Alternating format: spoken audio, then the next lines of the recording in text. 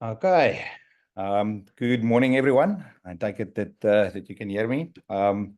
Welcome to this, our fifth and second last installment on distributed fiber optic sensing and the overall value proposition to the mining industry. My name is André Veldsman. I've been working as a test and measurement specialist for the past 15 years. I'm currently heading up Position XT, and we're focused on distributed fiber optic solutions into industry. Just some housekeeping before we begin. There will be a question and answer session at the end of this webinar. You can just type your questions in the Q&A section below, and we'll get to that. Tina, if you can read those to me, that would be great. Okay. So I realized after many years, after many conversations I had with multiple people across industries over the past 8 months, that there are some fundamental misunderstandings of how this technology works. Now, I'm not going to drill down into the physics side of it, even though it is very interesting, and a Nobel Peace Prize was awarded for some of the principles being used here, but rather what it does, and more importantly, how it can do that for you. Okay, so the main misconception about this technology is that there are sensors involved, or that there is some discrete elements. For those of you that's aware with fiber Bragg grating etched into the actual fiber optic cable. Now, this is not the case. We turn a standard fiber optic cable, and I'm going to use a new word here, and I want to see how that reverberates with the discussions I'm going to have with people after this session, into an array of virtual sensors. And what do I mean by that? It means that the sensor obviously doesn't exist. It's not there. Basically, what we do is we reflect light of imperfections that is inherent in all fiber optic cables, and then analyze that reflective light coming back. I'm going to say that again. There is no sensors. The actual fiber is turned into a sensor. And what do we measure on this fiber? Well, an array of virtual sensors of thousands. I mean, that's adjustable. So we are measuring temperature, strain, and noise and vibration down the length of the cable. And we've got, and this is a very important point to understand as well, because otherwise the data is not really going to mean anything. We can detect what is busy happening along the cable. Now, why would one want to do this? Well, there's quite a few applications, and some applications, current networks is just turned into actual sensors as well. So in the mining industry, we've had a nice presentation on ventilation and temperature tracking. Up to 43% of your power usage is for ventilation. There is no feedback loop to ventilation engineers. Using this technology underground, for instance, we can generate a complete heat map of your mine. Just think about what that actually means. Pipelines, we're going to discuss in a second. Let's look at conveyor systems. If you wanted to measure temperature or acoustics along a 30-kilometer conveyor, let's just take temperature, for instance, here at meter intervals. You would need 30,000 thermocouples. That's 60,000 wires with 30,000 channels. I mean, this is just completely not feasible. Block cave mining and strata stability. Please keep an eye out for our next presentation, hosted by the Vice President of Mining for Selixa. That's on strata stability and block cave mining. That will be on the 13th of November. Seismicity, well, where you normally would have one geophone, we can drop a fiber optic cable into a hole, and now you've got 100 geophones. Now, that spatial resolution, if you're a geologist and that's your kind of thing, it really means a lot. Rail and road monitoring. I've got a small little video at the end of this presentation that will, I think, make some of those applications a little bit more clear. Tailings facilities, structural stability. I mean, it's an array of strain gauges, as we said. It's an array of microphones and an array of thermocouples, or accelerometer. So we can measure structural stability. We can do 3D seismic imaging of what is going on below the ground, and things like that. And on the security side as well, I think that will become more apparent with the actual video that I will show at the end. Okay, so how does that work on pipelines? Okay, the primary mode of detection is called a negative pressure pulse. And that basically is a vibration. I would say think of a water hammer that moves down a pipeline from the point of where the actual leak is. Now, if you're looking at this water flow chart here to the top left, if this is the length of the cable, and this is the time going by, and you're looking at snapshots going from left to right over that, you can actually see how this water hammer kind of effect or vibration is moving in both directions from the pipe. On the orifice noise side of things, we are using the acoustic measurement to detect an actual noise of where what is busy happening. Distributed temperature gradient sensing, if there's any influence in temperature because of fluids being leaked, that's added to the detection methods. And then on strain, groundy, if any interferences because of moisture in the pipeline, there could be some other interferences as well. I think the video will also give some clarity on that. And if we see what this gives you in comparison to conventional statistical flow measurements between two flow meters, it is a stark difference. First of all, we detect 0.1% of the flow rate, and we do that in about 10 seconds or so. Now, one thing that is kind of, I would like to think of an unsung hero in what this technology does. And if I'm thinking about tailings facilities specifically, people want to see, but where was the failure when it happened? Now, there is some small advantages of that, but for where it's been installed over the time, and it's actually, prohibited that from happening. So the unsung hero is the money that is counted for disasters that never happened is never actually tallied up. You're just like, it's wipe your sweat off your brow and continue. But using this technology, we can actually prevent that.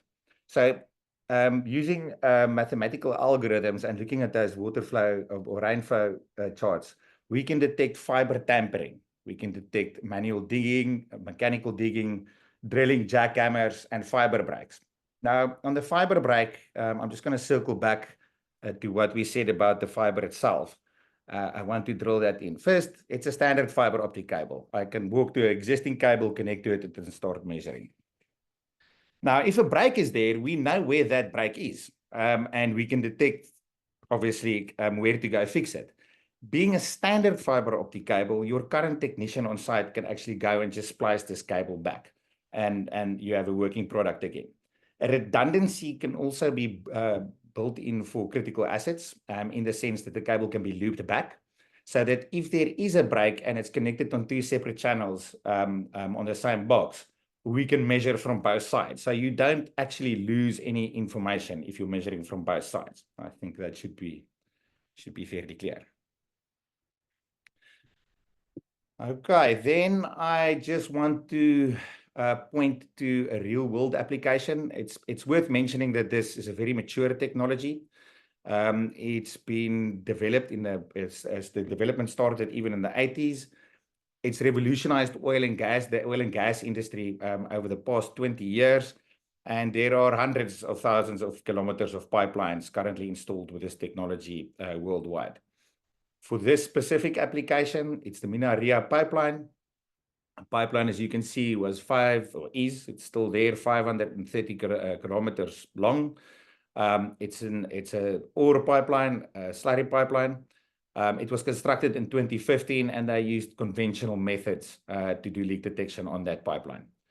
The pipeline was shut down in 2018 due to significant leaks at high pressure locations.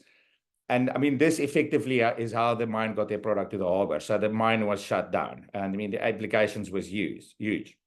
The system was installed in 2019 after extensive testing, and it's been operational ever since, providing leak detection and intrusion detection. It's also worth mentioning here that the pig or scraper can be identified and tracked. So if that thing gets stuck, I'm sure you guys know it's a problem, especially if you don't know where it is. So that system has been upgraded And it's also just worth mentioning the longest pipeline currently being monitored is 1,800 kilometers. That might have changed, but and I think that's the one, a gas pipeline from Azerbaijan to the European Union.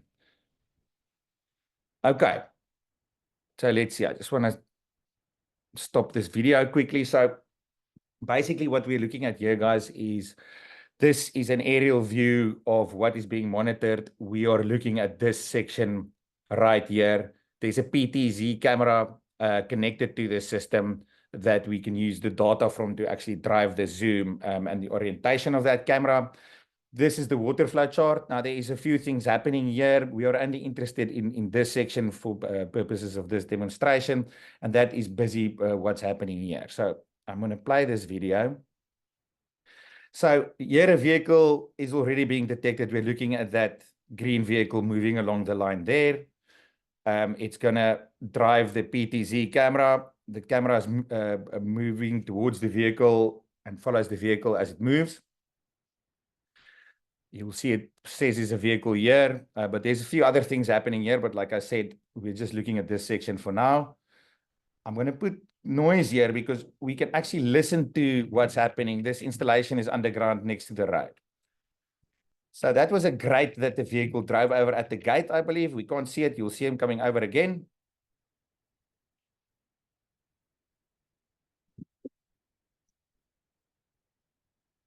So this is just the zoom of this waterfall chart here. The occupant is getting out. He's taking a shovel.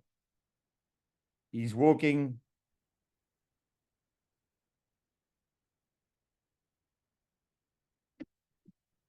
So there we just moved to what channel we were busy listening on. We can see him walking here. We will see him being detected here. There is personnel that's busy moving. And this is all set as alarm. So this currently is all automated.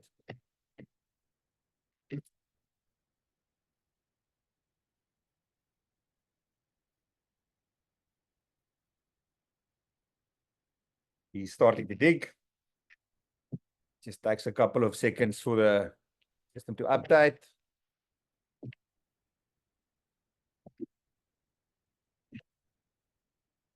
And there goes your digging alarm, and it shows a person digging next to the line.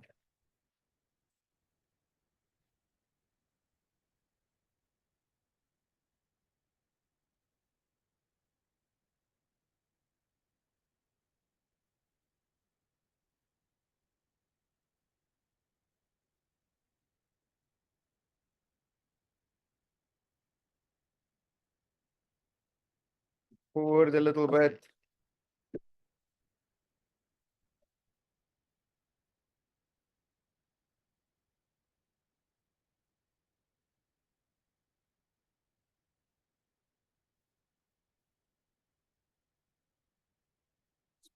Back to his vehicle.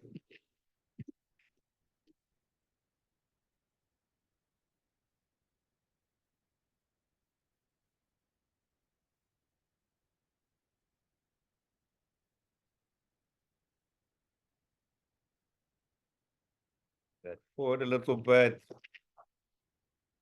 So here he's going to take a couple of gunshots. Now, I mean, the system can be programmed to recognize various things. So if you understand what how the technology basics works, I think a lot of extra applications will present themselves. He's going to take a shot.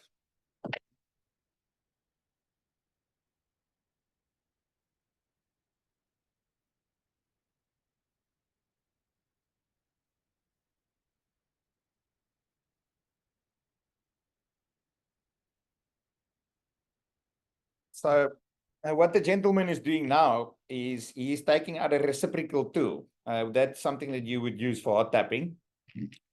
And he's starting to drill.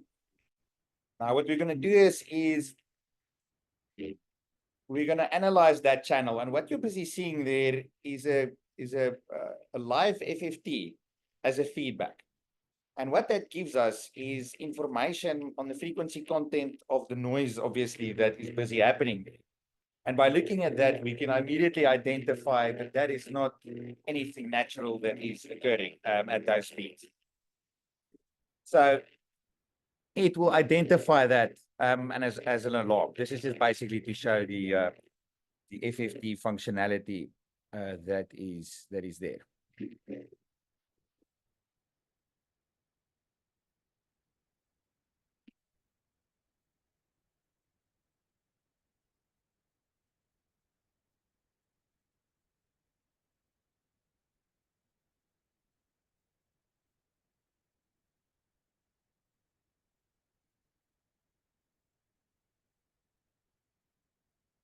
That was it, guys. I kept it kind of short and simple to give a little bit more time for questions here, but the basics of what that can do on a pipeline, I think, is well presented here. So, Sina, maybe if you can just, there is some, let's see if I can get the questions from the screen.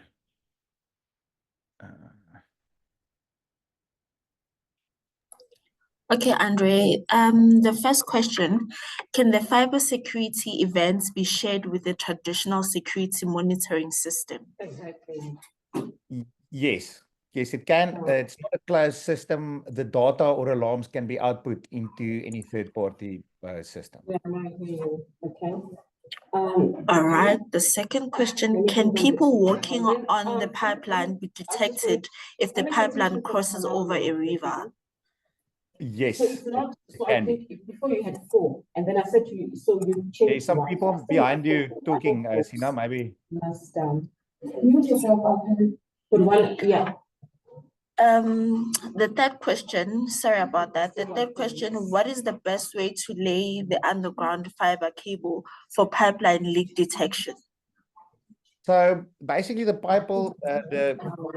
the cable is put into the ground and it has to be closer than 50 centimeters to the pipeline.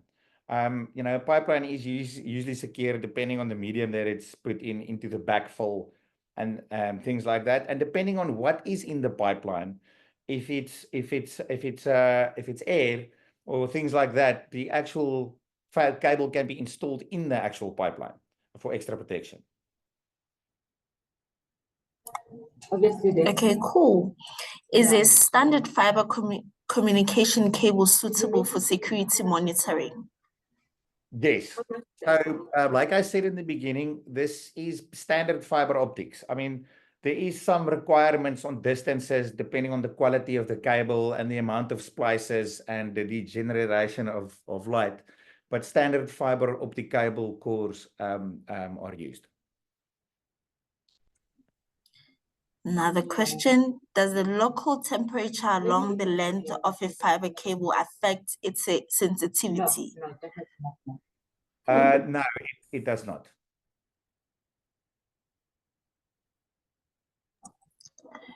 Cool. Can a single head unit with 2 channels be used for monitoring more than 2 fiber optic cables?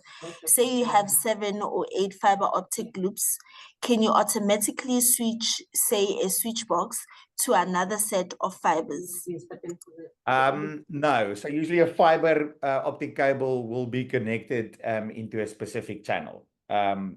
So no, I'm not aware of a system that can do that. So I'm going to say on that one, no. Sorry, this is a follow-up question from Palmer. So where has it been used recently? I'll go back to... So, yeah. So that's, I mean, it's being installed almost, I want to say, daily worldwide. It's been in the industry, like mentioned before, especially oil and gas, for over 20 years. There's hundreds of thousands of kilometers of pipelines currently being monitored worldwide. So it's, I mean, recently everywhere really. So I mean, if the person that asked the question would want to get in contact with me, we can have a discussion around that. I can send in some lists. The point is, it's a very proven technology, very mature. Okay, cool. The next one, if I want to do security monitoring and leak detection, can this work with the same fiber, and will it cost more money to do both? It can be done with the same fiber, yes. So no. Okay. Can this system be implemented on a pipeline installed above ground? Yes, yes. This system is installed in pipelines above and below ground. Will the fiber be buried in the ground next to the pipeline, for example? That's correct, yes. So it has to be within 50 centimeters of the pipeline to perform according to spec. That is also going to be system dependent, but but that's what we're looking at. Okay, we have another one. I believe different interrogators are required to measure different physical properties of the medium using DFOS, e.g. temperature, strain, acoustic require interrogators. Which type of interrogator will be used for pipeline monitoring? What is the best of such an interrogator? So for pipeline monitoring, what happens there is it is the same interrogator that does everything, but it's not absolute values. It's just differential measurements or interferences with the actual pipeline. So for instance, in some standard systems, that differential is being detected, the temperature differential. The actual amount of what that is not known, but it is detected. So in a certain sense, depending on the asset, in this kind of case, a pipeline, the same interrogator is used to measure, which is called a DAS, by the way, a distributed acoustic sensor. Awesome. So that was it from the question, from the Q&A box. So I would launch the poll. Please launch the poll. It's also just worth mentioning that it is fluid independent. So even if there's solids where some of the statistical flow measurements breaks down, we measure. So what's in the pipe doesn't matter, from a gas to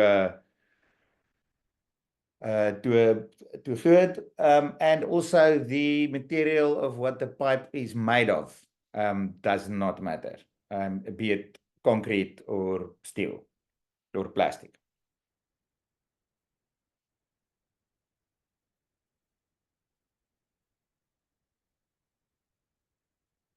Thank you, everybody. I believe that is it. And thanks for joining. Please keep an eye out for our next presentation.